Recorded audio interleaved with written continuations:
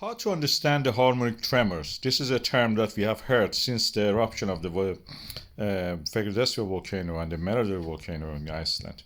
These are the charts that we call harmonic tremor charts. This is for the area of Fagradalsfjall. We notice a dividing line between the eruption and no eruption. What we have in here is that dividing line denotes a significant change, and that is this one line is actually changing. At the eruption side, it is below at the bottom. But when there is no eruption, it is on the top. It's everything switched reverse. These are the frequency of the burst of the bubbles. These are vertical movement in micromillimeter, a millionth of a millimeter. These are related to the bursting of bubbles. Low frequency is the bigger bubbles, which are less numerous, and the high frequency are the smaller bubbles bursting, which are more numerous. They are resulted from the bursting of the bigger bubbles. In the Fagradalsfjall volcano, when we have these eruptions, this was along a fault line. And this fault line, when it moves toward the east, what will happen is that movement along the east is like a syringe pulling and creating a kind of vacuum. And that vacuum, it has to be filled with something, that is the lava. That lava will start to bubble up when the pressure is removed from it. That creates these bubbles, as you can see here. These bubbles are the reason we have eruption. They create a pressure to push the magma upward. Otherwise, magma will not come upward.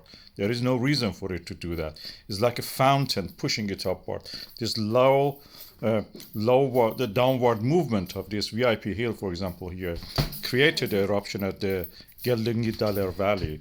And that's what we had. We had the eruption there, and we could see this eruption continuing for over 6 months. When this continued downward movement of the blocks of the rocks and the hills, as you can see, like a VIP here, which are surface manifestation of the fault line, happens, these eruptions, this magma rises, the bubbles are formed, they push the magma upward like the fizzy drink soda bottle that you have, and you open, remove the cap, bubbles suddenly appear, and you may have even some eruption at your drink. And the same happens with the volcano. You remove the pressure, bubbles form and push up the magma. Magma, when it reaches a certain level, it starts to differentiate. That forms the lava as we know it. And if it is in a water-rich area, as an aquifer, or it has water inside it, which is quite possible, minerals have water in them, they will start to erupt easier. These bubbles are formed by those minerals which have water and other gases, CO2 and sulfur and other things.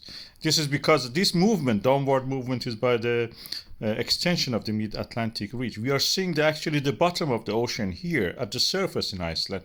That is fascinating. And the dividing line in this harmonic chart is telling us what's going on underneath between eruption and no eruption. Movements of the blocks of the oceanic plate toward the east. We are seeing it here. This chart is talking to us. It's telling us what's going at the depth. And that is what we are seeing here. We understand it now.